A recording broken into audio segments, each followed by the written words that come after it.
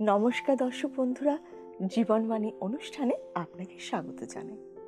আমরা জানি আমাদের অনেক দর্শক বন্ধুরা সারাদিন ব্যস্ত থাকলেও এই সময়টার জন্য ঈশ্বরের বাক্যের সান্নিধ্যে আসার জন্য অপেক্ষা করে থাকেন।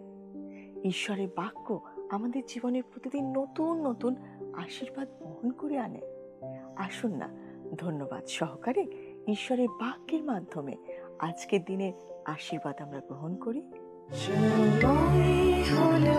হৃদয়ে খোলা শ্রবণ করো জীবন বাণী, নম্র চিতে শ্রবণ করো, নম্র চিতে শ্রবণ করো খ্রিস্ট যিশুর জীবন খানি।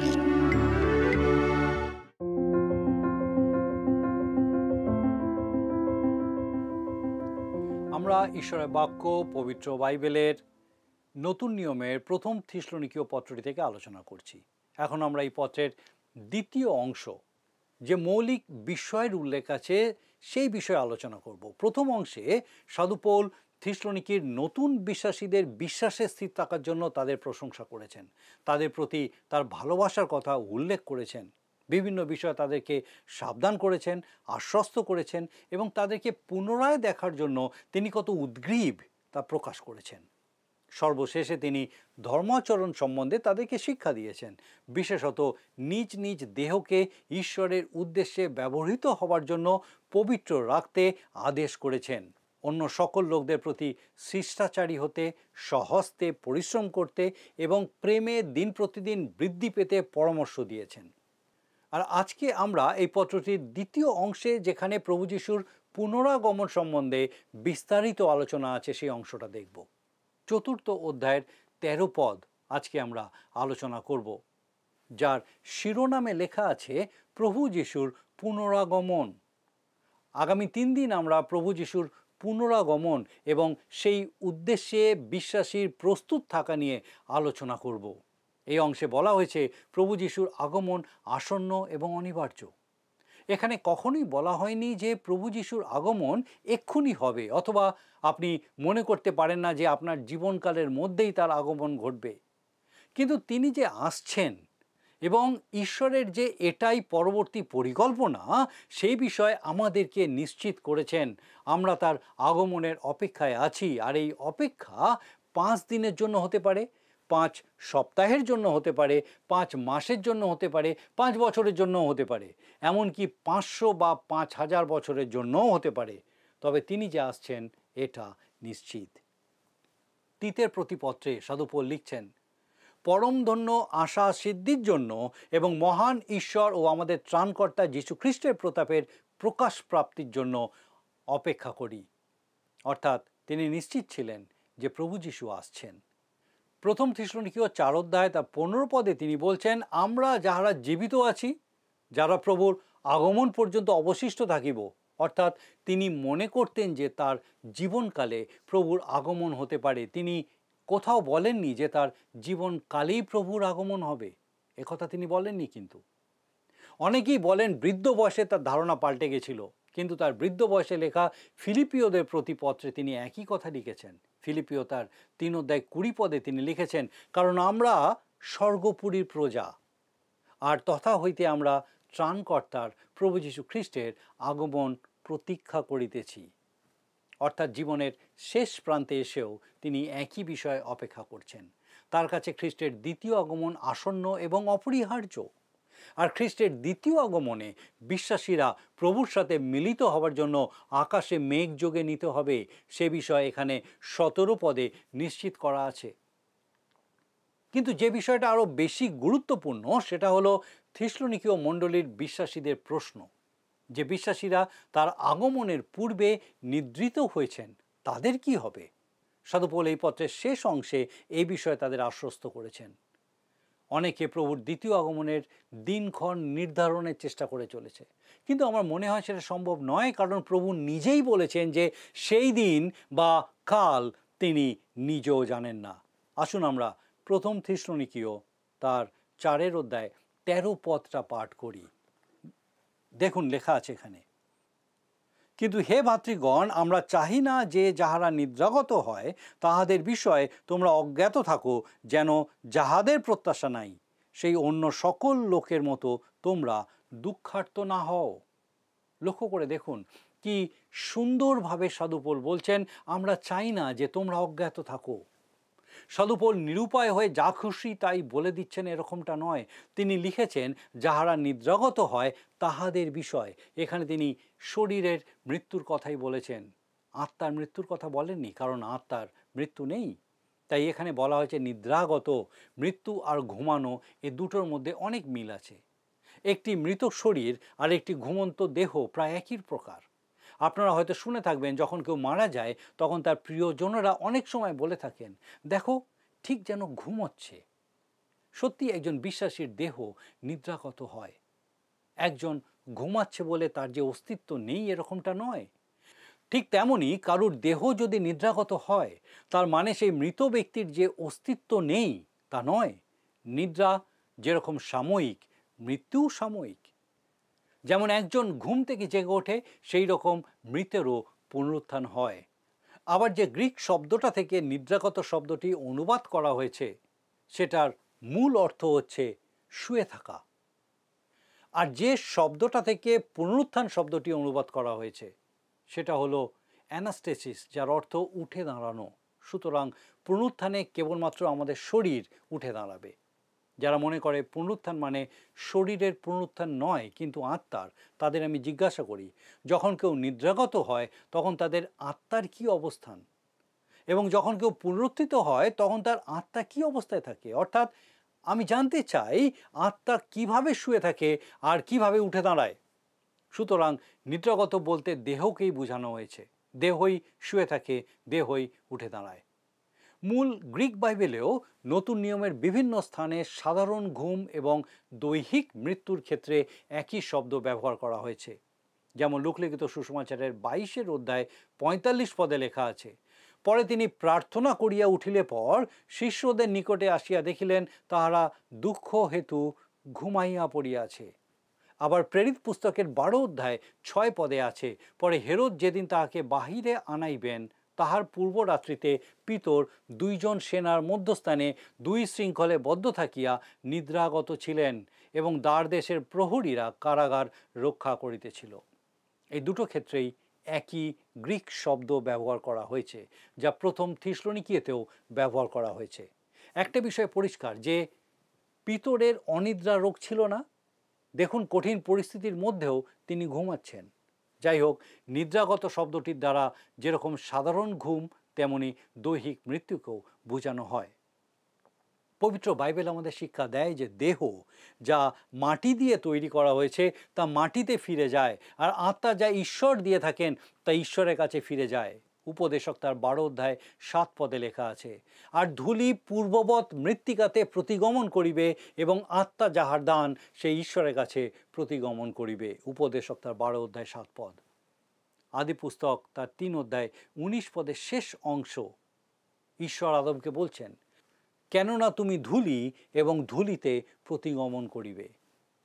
লক্ষ্য করে দেখুন, ধূলি দিয়ে শুধু আমাদের দেহটাকে তৈরি করা হয়েছে, তারপরে ঈশ্বর মানুষের মুখে তার শ্বাসবায়ু প্রবেশ করালেন, অর্থাৎ আত্মা দিলেন। সুতরাং মানুষ যখন নিদ্রাগত হয় তার দেহ নিদ্রাগত হয় এবং বিশ্বাসীর আত্মা ঈশ্বরের কাছে ফিরে যায়। পুনরুত্থানে কেবলমাত্র দেহ উত্থাপিত হয়, আত্মা মরে না, আর তাই আত্মার পুনরুত্থানও হয় না। মৃত্যুতে দেহ শায়িত হয়, তাই পুনরুত্থানে সেই দেহ উঠে দাঁড়ায়। আর সেই জন্যেই সাধু পৌল করিন্থীয়দের প্রতি তার 2 পত্রে 5 অধ্যায় 8 পদে বলেছেন, আমরা সাহস করিতেছি এবং দেহ হইতে দূরে প্রবাস ও প্রভুর কাছে নিবাস অধিক বাঞ্ছনীয় জ্ঞান করিতেছি। 2 করিন্থীয় তার 5 অধ্যায় 8 পদ। অর্থাৎ দেহ ত্যাগ করে আত্মার ঈশ্বরের কাছে ফিরে যাওয়াকেই তিনি শ্রেয় মনে করছেন। আমাদের দেহ এক অস্থায়ী তাম্বুর মতো। মৃত্যুর মাধ্যমে এই দেহকে একদিকে সরিয়ে রাখা হয়। 2 করিন্থীয় 5 অধ্যায় 1 পদ পাঠ করলে আমরা এটা পাই, যেখানে লেখা আছে, কারণ আমরা জানি যদি আমাদের এই তাম্বুরূপ পার্থিব বাটি ভাঙিয়া যায় তবে ঈশ্বর দত্ত এক গাঁথনি আমাদের আছে, সেই বাটি অহস্ত নির্মিত, অনন্তকাল স্থায়ী ও স্বর্গে স্থিত। আজকে আমি আপনাকে খুব স্পষ্ট করে বলতে চাই, যদিও আপনি 50 লাখ বা কোটি টাকার বাড়িতে বাস করেন, তবু আপনার নিজস্ব বাসস্থানটি একটা ছোট্ট তাম্বু। যে দেহে আমরা বাস করি তা একটা তাম্বু। ঈশ্বর আমাদের প্রত্যেকজনকে এক একটা ছোট্ট ছোট্ট তাম্বুর মধ্যে রেখেছেন। কেউ বিশাল বাড়িতে বা কেউ ছোট কুঁড়ে ঘরে থাকতে পারে, কিন্তু আমাদের প্রত্যেকের নিজস্ব ঘরটা খুব ছোট তাম্বুর মতো। আর আমরা যে ছোট্ট ঘরটার মধ্যে বাস করি তা খুবই তুচ্ছ, ভঙ্গুর এবং মূল্যহীন। আপনি শুনে অবাক হচ্ছেন, তাই না? কোনো প্রমাণের দরকার নেই। একটা ছুটন্ত গাড়ির সামনে দাঁড়ালে আপনি দেখবেন মুহূর্তের মধ্যে আপনার তাম্বু ভাঁজ করা হয়ে গেছে এবং নীরবে সরে গেছে। আমরা সবাই দেখেছি। মৃতদেহ এতটাই মূল্যহীন যে যত তাড়াতাড়ি সম্ভব তার সৎকার করা হয়। তাই 2 করিন্থীয় 5:2 পদে সাধু পৌল বলছেন, কারণ বাস্তবিক আমরা এই তাম্বুর মধ্যে থাকিয়া আর্তস্বর করিতেছি, ইহার উপর স্বর্গ হইতে প্রাপ্য আবাস পরিহিত হইবার আকাঙ্ক্ষা করিতেছি। যতদিন আমরা এই তাম্বুর মধ্যে বাস করব ততদিন আমাদের আর্তস্বর করতে হবে। আপনার কি কোনো আর্তস্বর করার কোনো অভিজ্ঞতা আছে? একদিন কোনো একটা বাস স্ট্যান্ডে একজন বয়স্ক মানুষ দাঁড়িয়েছিলেন। দেখে মনে হচ্ছিল তিনি হয়তো জাহাজে চাকরি করেন। প্রায় 80 বছরের সে বৃদ্ধকে একজন পুরোহিত বললেন, ভাই তুমি তো আর বেশি দিন এখানে নেই, ঈশ্বরের কাছে গিয়ে তোমাকে অনেক প্রশ্নের উত্তর দিতে হবে, তুমি কি প্রস্তুত? লোকটি সেই পুরোহিতকে বললেন, আপনি কি করে জানলেন যে আমি এখানে আর বেশি দিন নেই? পুরোহিত তাকে বললেন, ঈশ্বর তো আপনাকে সেটাই বলছেন। তিনি আপনার মাথার চুলকে সাদা করেছেন, আপনার পাকে দুর্বল করেছেন, আপনি ঝুঁকে পড়েছেন, হাঁটতে গেলে হাঁপিয়ে পড়ছেন। তিনি আপনাকে বলতে চাইছেন যে আপনি আর বেশি দিন এখানে নেই। আপনার ছোট্ট তাম্বুটাকে এখানে ফেলে রেখে আপনি খুব শীঘ্রই চলে যাবেন। ঠিক সেই রকমই একবার কোনো এক প্রাক্তন রাষ্ট্রপতির খোঁজখবর নিতে তার এক বন্ধু তার কাছে গিয়েছিল। তিনি জিজ্ঞাসা করলেন, তুমি কেমন আছো?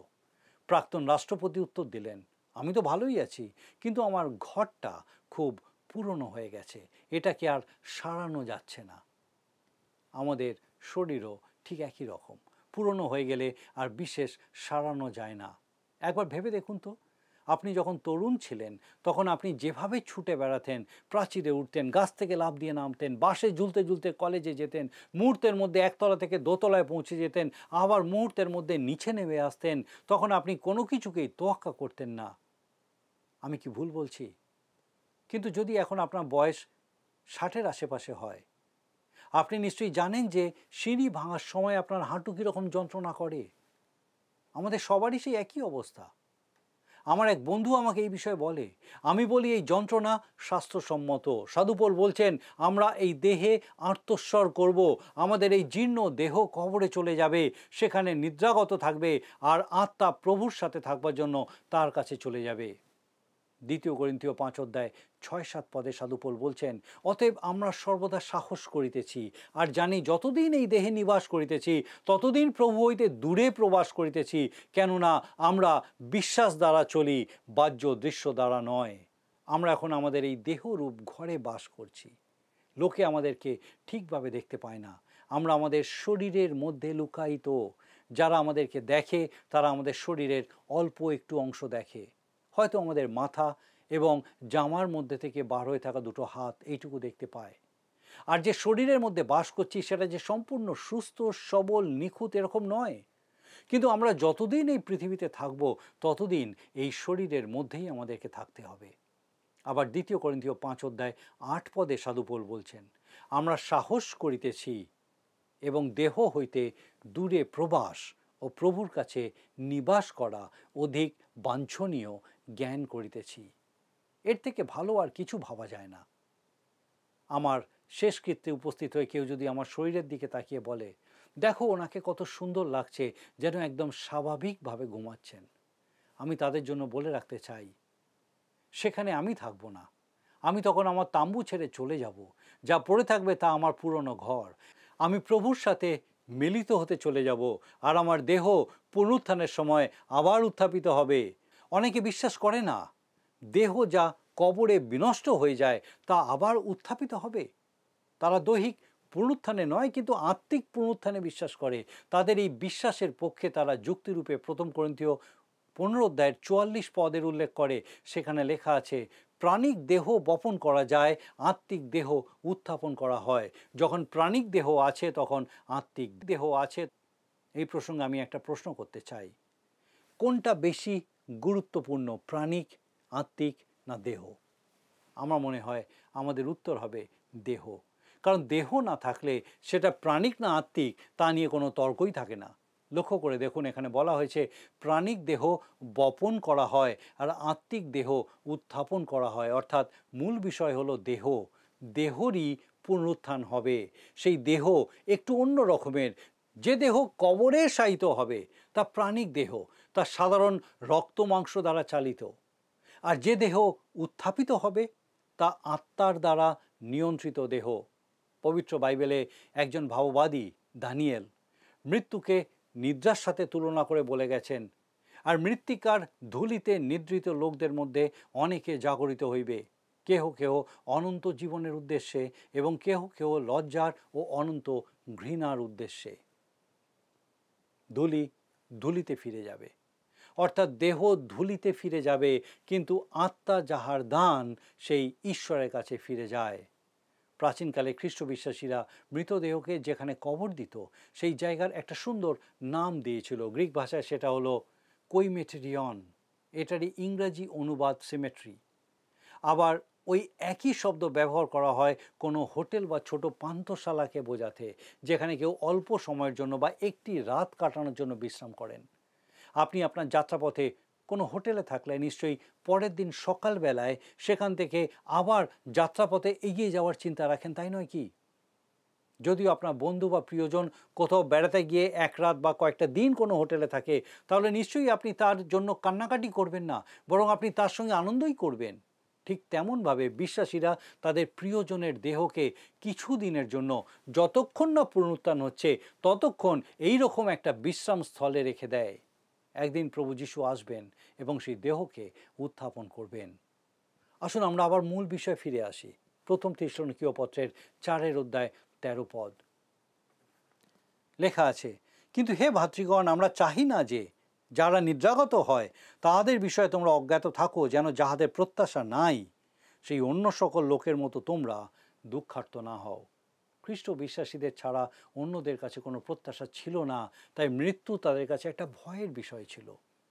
থেসলোনিকিতে একটা শিলালিপি পাওয়া গেছিল যাতে লেখা ছিল, মৃত্যুর পর পুনরুজ্জীবন নেই, কবরের পর পুনর্মিলন নেই। গ্রিক কবি থিওক্রিটাস লিখেছিলেন, জীবিতদের মধ্যে আশা আছে, মৃতদের জন্য কোনো আশা নেই। প্রাচীনকালে এটাই বিশ্বাস করা হতো, কিন্তু এটা খুবই নিরাশাবাদী এবং দুঃখজনক। যে কোনো খ্রিস্টীয় পরিবারে যখন কেউ মারা যায় তার শেষকৃত্যে পুরোহিত বলে থাকেন, অন্যদের মতো বিশ্বাসীদের দুঃখিত হওয়া উচিত নয়। তাহলে কি খ্রিস্ট বিশ্বাসীরা প্রিয়জন বিয়োগে কান্নাকাটি করবে না? না, এখানে সেটা বলা হয়নি। এখানে বলা হয়েছে যাদের আশা নেই সেই অন্য সকলের মতো দুঃখার্ত হবে না। প্রিয়জনের বিয়োগে একজন খ্রিস্ট বিশ্বাসী অবশ্যই দুঃখিত হবে, কিন্তু একই সাথে তার আশা থাকবে প্রিয়জনের সাথে পুনরায় মিলিত হওয়ার। আমরা প্রথম থেসলোনিকীয় পত্রের 4:13 নিয়ে বিস্তারিত আলোচনা করলাম। আমরা প্রথমে নিদ্রাগত শব্দটি নিয়ে আলোচনা করেছি। দেখেছি এই শব্দটি দৈহিক মৃত্যুকে বোঝায়, আবার স্বাভাবিক বিশ্রামকেও বোঝায়। স্বাভাবিক নিদ্রার পর যেরকম একজন পুনরায় জেগে ওঠে, ঠিক তেমনি দৈহিক মৃত্যুর পর আবার একদিন বিশ্বাসীর দেহ পুনরায় উত্থাপিত হবে। পুনরুত্থাপিত হওয়ার পর আমরা যে দেহ লাভ করব তা ঈশ্বরের আত্মা দ্বারা পরিচালিত হবে এবং সেই দেহ এক গৌরবময় দেহ হবে। আর এই প্রত্যাশা আমাদের আছে, তাই আমাদের অন্যদের মতো যাদের প্রত্যাশা নাই তাদের মতো আমরা শোকাহত হব না। যদি আপনি প্রভু যীশুকে বিশ্বাস করেন তাহলে আপনার জীবনেও এই একই প্রত্যাশা থাকবে। ঈশ্বর আপনাকে আশীর্বাদ করুন। আমাদের সঙ্গে ঈশ্বরের বাক্যের এই যে আলোচনায়ও আপনি উপস্থিত ছিলেন, এই জন্য আপনাকে বিশেষ ধন্যবাদ। আসুন প্রার্থনা করি। স্বর্গীয় পিতা, ধন্যবাদ দিই সেই অনন্ত সত্য জীবন্ত প্রত্যাশা আমাদের জীবনে তুমি আরেকবার নতুনভাবে উপলব্ধি করার সুযোগ দিলে। ধন্যবাদ দিই আমাদের প্রত্যেক দর্শক বন্ধুকে এই নতুন প্রত্যাশায়, এই অনন্ত প্রত্যাশায় পিতাকে আরেকবার নতুনভাবে উপলব্ধি করার সুযোগ দিলে। সে প্রত্যেক আত্মা প্রাণকে প্রভু তোমার পবিত্র পরাক্রমে তোমাতে সুস্থির রাখো। যেন প্রত্যেকে সেই আশায়, সে গৌরবময় দেহের প্রত্যাশায় জীবনযাপন করে। ও প্রভু, তুমি কৃপা করো। আমাদের প্রত্যেক দর্শক বন্ধু, তাদের পরিবার পরিজন প্রত্যেককে তোমার পবিত্র আত্মার সুরক্ষায় সুরক্ষিত রাখো, সুস্থ রাখো। সমস্ত রকম অকল্যাণ অমঙ্গল থেকে, মন্দতা থেকে দূরে রাখো। তোমার শান্তি, আনন্দ, তোমার সাহচর্যে পূর্ণ রাখো, কৃপা করো। তোমার যিশু নামে ভিক্ষা দয়া করে শ্রবণ ও গ্রহণ করো। আমেন।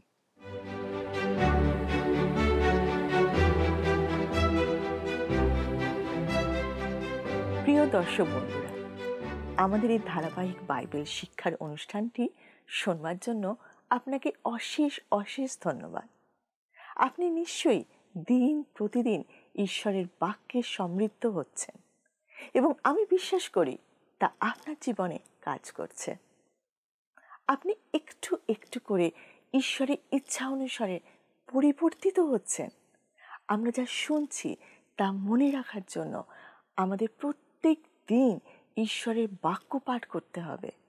আশা করি আপনি তা নিশ্চয়ই করবেন। এখন আমরা আজকের দিনের প্রশ্নটা মন দিয়ে শুনে নিই। প্রিয় বন্ধু, আসুন আমরা আজকের প্রশ্ন উত্তরে আসি। গত সপ্তাহের প্রশ্নের উত্তর অপশন ডি, ঈশ্বরের কাছে। আজকের প্রশ্ন, মৃত্যুর পর বিশ্বাসীর আত্মার কি ঘটে? অপশন এ, মৃত্যু হয়। বি, কবরে শায়িত থাকে। সি, বাতাসে ঘুরে বেড়ায়। ডি, ঈশ্বরের কাছে ফিরে যায়। প্রিয় বন্ধু, এই প্রশ্নের উত্তর আগামীকাল সন্ধ্যা 6টার মধ্যে option A, B, C, D সহকারে আপনার নাম ও সম্পূর্ণ ঠিকানা সহ 9433497235 এই নম্বরে SMS বা লিখে পাঠাবেন।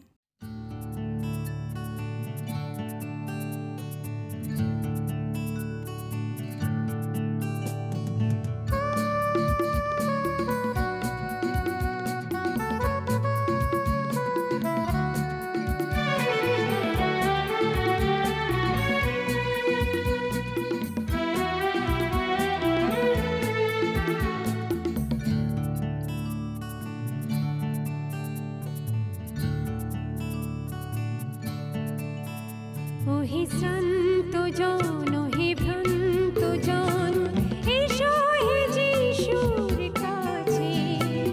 অসীম জীবন সুখের লগন, অসীম জীবন সুখের লগন আছে হেথায় আছে। ওহে শ্রান্ত জন, ওহে ভ্রান্ত জন।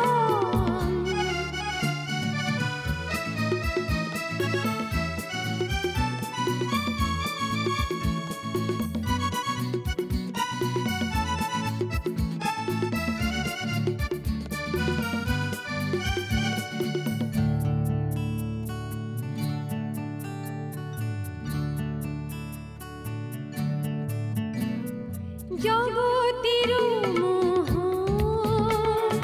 মিথ্যা সে মায়া, পাবে না কোথাও শান্তির ছায়া। জগতের মোহ মিথ্যা সে মায়া, পাবে না কোথাও শান্তির ছায়া।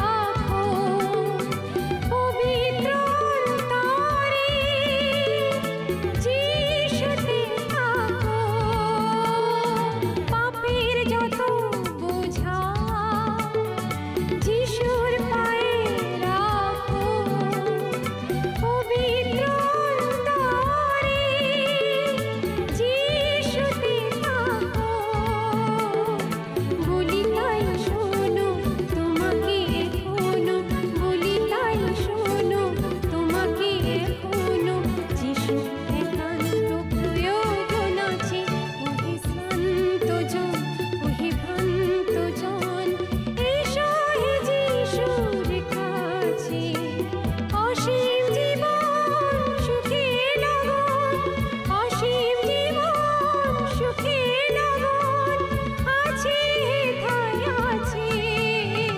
ওহে শ্রান্ত জন, ওহে ভ্রান্ত জন। যদি আপনার এই অনুষ্ঠান ভালো লেগে থাকে তাহলে এই নম্বরে একটি মিসড কল করুন, তাহলে আপনি পরের বারের বিজয়ী হতে পারেন।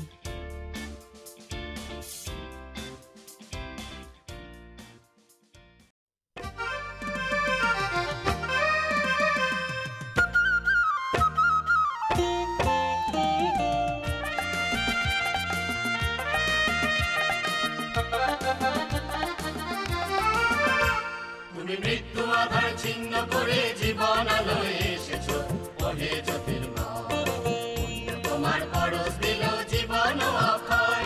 তুমি মৃত্যু আধার ছিন্ন করে জীবন আলোয় এসেছো, ওহে জ্যোতির্ময়। পুণ্য তোমার পরশ দিল জীবন অক্ষয়।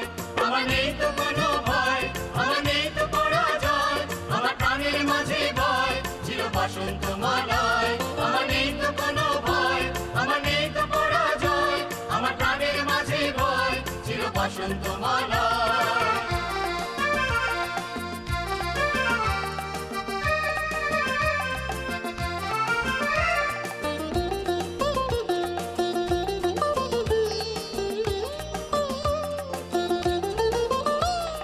হারিয়ে বাবার লগ্ন এলো যেদিন আর মনে, তুমি বদ্ধ ঘরে ডাক পাঠালে মধুর গুঞ্জনে। হারিয়ে বাবার লগ্ন এলো যেদিন আর মনে, তুমি বদ্ধ ঘরে ডাক পাঠালে মধুর গুঞ্জনে। আমি সে ডাক শুনে বাইরে এসে তোমায় পেয়েছি, আমি সে ডাক শুনে বাইরে এসে তোমায় পেয়েছি। যিশু দয়াময়, তুমি মৃত্যু আধার ছিন্ন করে জীবন আলোয় এসেছো, ওহে জ্যোতির্ময়। পুণ্য তোমার পরশ দিল জীবন অক্ষয়। আমার নেই তো কোনো ভয়, আমার নেই তো পরাজয়, আমার প্রাণের মাঝে বয় চির বসন্ত মালা।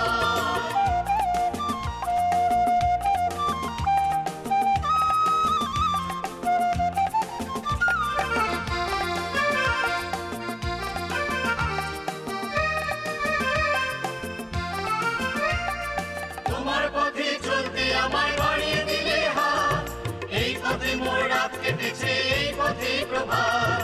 তোমার পথে চলতে আমায় বাড়িয়ে দিলে হাত, এই পথে মোর রাত কেটেছে, এই পথে প্রভাত।